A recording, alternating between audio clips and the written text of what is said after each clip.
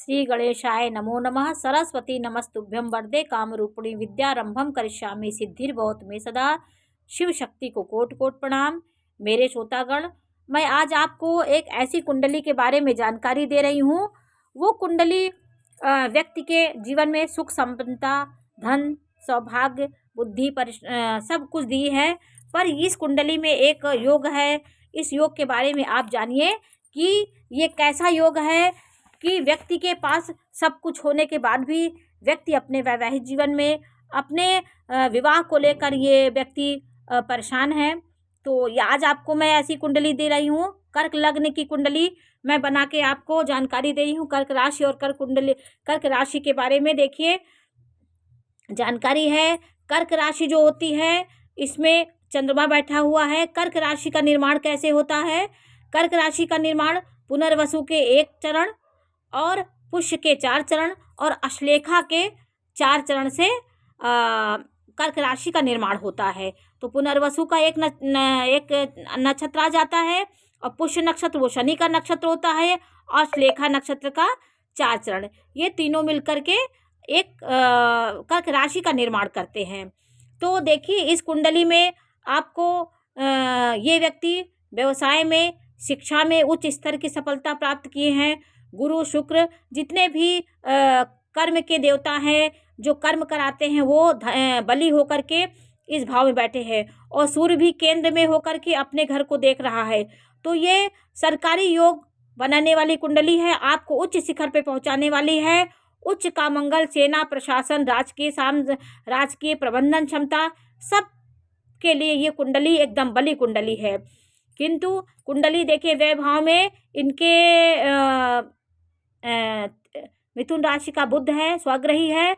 ये व्यक्ति को विपरीत राजयोग भी दिलाता है। ये बहुत परेशानियों के बाद उच्च शिखर पे आपको पहुंचाएगा, आपको विपरीत राजयोग दिलाएगा। धन संपत्ति से आप सुखी रहेंगे, जीवन के सब ऐशो आराम आपके पास रहेंगे। पर कहीं ना कहीं आपका दिमाग से आप विचलित रहते हैं।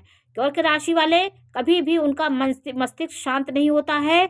इनका योग कारक ग्रह मंगल होता है, पंचम का स्वामी 10वीं बैठा है, अति उत्तम योग है। ये योग व्यक्ति को बुद्धि, विवेक, संपन्नता, कार्य कुशलता और योग्यता के मामले ये व्यक्ति बहुत आगे होते हैं, क्योंकि 10वें भाव में बली होकर के दिमाग से बहुत तेज हैं। पर इनका मन, अपने मन में एक प्रकार का इनकी हलचल बनी रहती है, परिवर्तनशील ग्रह है। तो जैसे शुक्ल पक्ष से लेकर के कृष्ण पक्ष तक व्यक्ति चंद्रमा अपना छोटा बड़ा रूप दिखाता रहता है, कभी छोटा होता है, कभी बड़ा होता है। तो पक्ष के अनुसार पक्ष बल में कमजोर हो जाता है। पक्ष बली है तो बली हो जाता है, पूर्णिमा के बाद घटने लगता है, अमावस के बाद बढ़ने लगता है। तो चंद्रमा की स्थिति जैसे जैसे होती है वैसे वैसे कर्क राशि वालों का मस्तिष्क 24 हर समय परिवर्तनशील बना रहता है। ये चर राशि है, दिमाग भी उनकी हर समय चलता रहता है। और इनके जीवन में देखिए मकर राशि इनके 7वें भाव में आई है। तो स्वाभाविक रूप से ऐसा कहा गया है कि सिंह राशि वाले, ये कर्क राशि वालों का विवाहित जीवन कहीं ना कहीं थोड़ा सा उथल पुथल होता है। द्विस्वभाव राशियां, जैसे यहाँ 3 होता, 6 होता, 12 होती, ये द्विस्वभाव राशियां जो है वो विवाहित जीवन उनका उतना अच्छा नहीं होता है, क्योंकि सप्तमेश उनका बाधकेश भी होता है। तो सप्तम ग्रह से ही उन्हें बाधा मिलेगी। तो कहीं ना कहीं कर्क राशि वालों का वैवाहिक जीवन उतना उत्तम नहीं होता है। वैसे भी स्वाभाविक रूप से वो उत्तम नहीं होता है। इनके जीवन में आपके सप्तमेश के दोनों तरफ पापी ग्रह देखिए राहु और शनि बैठे हुए हैं सप्तमेश के आसपास। तो ये पाप कर्तरी योग बन गया।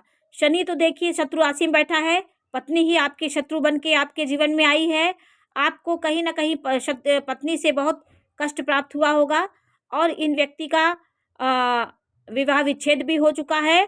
तो इनके बहुत जल्दी परिवर्तनशील ग्रह है। ये जल्दीबाजी में हर कार्य को करने वाले होते हैं। विवाह में भी ये इनका जल्दी परिवर्तन हो गया और विवाह भी बहुत देर तक नहीं चला, क्योंकि पापी ग्रह उसको बाधा देते रहते हैं, कष्ट देते रहते हैं।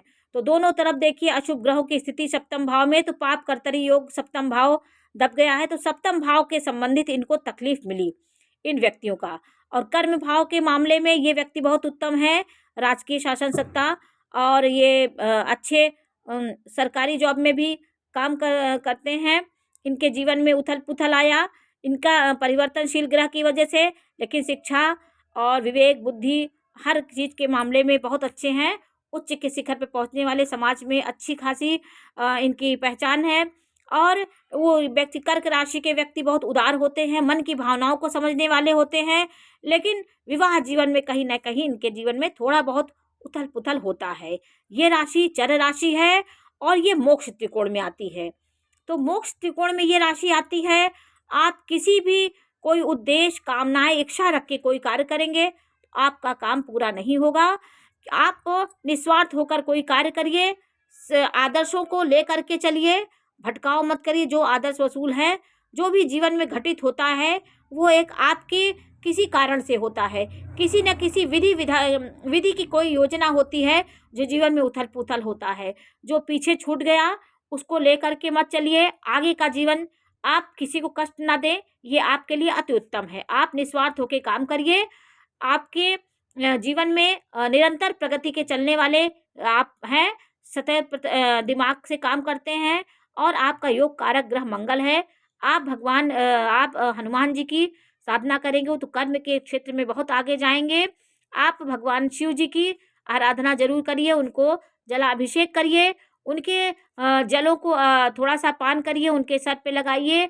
आप अपने घर में शिवलिंग का जो जल गिरता है उसको लेकर के अपने घर, जितना आप शिव जी के करीब रहेंगे आपके जीवन में शिव जी आपको मार्ग दिलाते रहेंगे। आपके मोक्ष भाव में जो भी ग्रह होंगे उनके अनुकूल आपकी इच्छाएं बहुत नहीं होती, क्योंकि मोक्ष के उद्देश्य से ज्ञान देने के उद्देश्य से आप धरती पे आए हैं। आप ब्राह्मण राशि आपकी है, ब्राह्मणत्व आप में होता है। तो आज मैंने आपको एक विशेष कुंडली के बारे में जानकारी दी, जो कर्क राशि कुंडली है, कौन सा भाव उनका अच्छा है इसके बारे में मैंने आपको बताया। कर्म भाव उनका सबसे बली है और विपरीत राजयोग इनके जीवन में आएगा। इनके जीवन में उतार चढ़ाव भी आता है, लेकिन शिक्षा के मामले में, व्यवसाय के मामले में, जो भी इनका बिजनेस उसमें वो बहुत तरक्की हासिल करते हैं। नमस्कार।